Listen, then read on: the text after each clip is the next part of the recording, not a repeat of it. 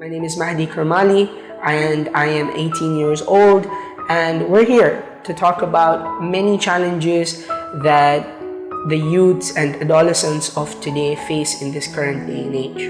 I'm a mental health practitioner and I provide mental health wellbeing counseling services using a variety of evidence-based therapies.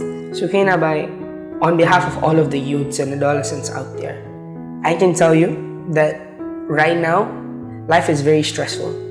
Some of us were on the verge of completing high school. Some of us are fresh going into college and university. And life is generally right now very stressful.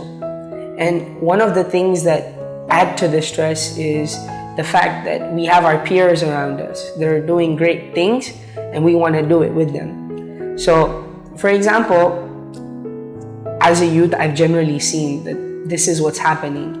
Somebody may not like to have social interactions, but they'll go into it anyway because they don't want to feel left out.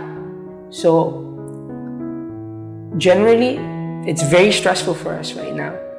And with the exam season just kicking in, everything is haywire, honestly. And we generally, as youths, we do understand that there are different types of peer pressures. It's just that we don't know how to balance things out or how to respond to peer pressure. That's very true, Mehdi. The adolescent brain is still developing, and executive function is something that develops until adulthood. And that is one of the main reasons why adolescents specifically succumb to peer pressure. It's just your brains are still developing. To make that differentiation over good and bad takes a little bit longer in this age group. Actually, Mehdi, I was doing some research on the statistics on the prevalence of mental health challenges on the adolescent age group, and it's 1 in 6 children or adolescents. And this is 2021 research. The statistics are just very true because I can resonate with that, and so can many other youths, not only in our community, but in our schools, in our social community at large, resonate with that. With peer pressure, I've seen it like head on. There was a time where, we'd tell each other to go to the mosque, or for example, go do something that's recreational, go for football, go for many different sporting activities. But now it's like, I've seen this as well. There's like people younger than me, they'll be like, yo, let's go to the club or something, or let's go smoke some shisha, or let's go do something that, seems to be fun but really isn't. And I've seen not only myself, but I've seen some of my friends and other people who struggle with this. Okay, that's very true, Mehdi. The peer pressure and the impact that it has on the adolescents is phenomenal. They're easily influenced, and it's unfortunate. In today's day and age, we have so much negative peer pressure coming through, rather than, as you said, a few years ago, it was positive peer pressure and encouraging people to do good, to do voluntary work, go to the mosque. Today, it's a lot of going out, vaping and shisha and having a good time, a perceived good time, which could probably lead to mental health issues later in life. I see. With all the pressures and stress that you have as a youth and as an adolescent, it's just that with all of that pressure, you're right, you are going to be easily influenced. And there was a friend of mine who actually got very easily influenced with all of the tension, going into college and all that. He is quite much older than me, and he tells me that, life right now is not as good. He was also influenced by his friends to get into smoking, and that inadvertently ended up having him depressed because he's now addicted to something he thought was going to, release his stress or something, and now it's just haywire and it's so bad. So the effect of, peer pressure and, making somebody spiral into a sort of mental health disorder is very real. So that's very, very true, Mehdi. Peer pressure is real. It is all around us. Adolescents are influenced by it more than any other age group. It is something very normal. However, I think the adolescents need to learn how to positively cope with peer pressure.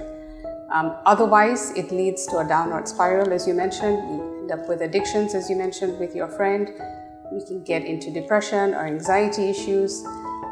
There's a lot of emotional and behavioral problems that we see with adolescents because of peer pressure. So I wanted to also ask you, Sukaina, how do we get to the point where now we start coping in a positive way, or we look for ways or that guidance on how to handle this stress and this pressure? So first things I would recommend is reach out. Talk to a trusted person. Somebody who will believe in you, somebody who will be there to guide you. I would recommend reaching out to the Care Help Desk. We have specialists on hand, people who are available to help you in a professional setting. With the youth, you have tons of energy, tons of pent-up energy we need to release. So exercise, sports, any kind of physical activity, whether you like to run, you like to jog. The Tanzanite Bridge is a fantastic new place to run. If you would like to play sports, pick up a sport. If you like to gym. Whatever it is that resonates with you personally, that you will be able to do on a regular basis, do that. The release of endorphins for adolescents is huge. That thrill that it gives you, you love it, and you will do the sport again because of the thrill that it gives you. It leads on to having a healthier lifestyle. You're fitter, you feel better about yourself, you have a boost of confidence. It's a huge roll-on effect that's good for you.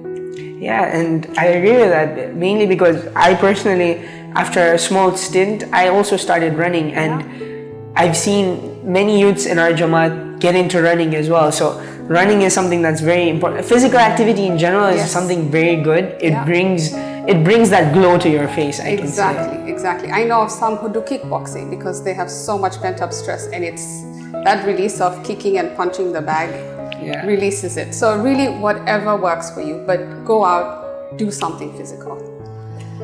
Another therapy or coping mechanism that I advise a lot of the youth is journaling. Journaling helps you break the thought process. It allows you to put your thoughts on paper. And I must say, with our digital platforms available, journaling does not have to be handwritten. If you're more comfortable putting it on your phone or on your electronic device, go ahead. There's nothing wrong with it, as long as you break that cycle of thoughts that you keep having. Yeah, I actually agree with that. So funny thing, I'm actually happy we're having this conversation because I see that journaling is something new that's coming up. Yes. I've also started journaling. Wonderful. And I've seen that, it makes you see things from a different perspective. It's just that, when you're like journaling, it feels like you're viewing yourself from the other side of the mirror. Exactly. That's the whole idea, is to give you that bigger perspective and to make you realize that you keep thinking about the same things, because once you write it down, you've released it. So it's a very therapeutic way of breaking your thoughts. Just to add to that, Allah says in the Holy Quran, "Allama bil qalam," He taught with the pen. Exactly. So with that in mind, like even with journaling, you're learning more about yourself. You're bringing that self-recognition into it. Exactly. So very true, Mehdi. That's a wonderful way to tie it into how we can guide the youth today. Take that first step, reach out, do what you need to do for yourself to make yourself a better person. And that makes a lot of sense. Thank you so much, Bai. It was really good to sit down and talk about this. Thank you. It was wonderful. And I really hope that many youths just like me end up taking that first step and grow. I really hope so too. It was wonderful speaking with you, Mehdi. Thank you.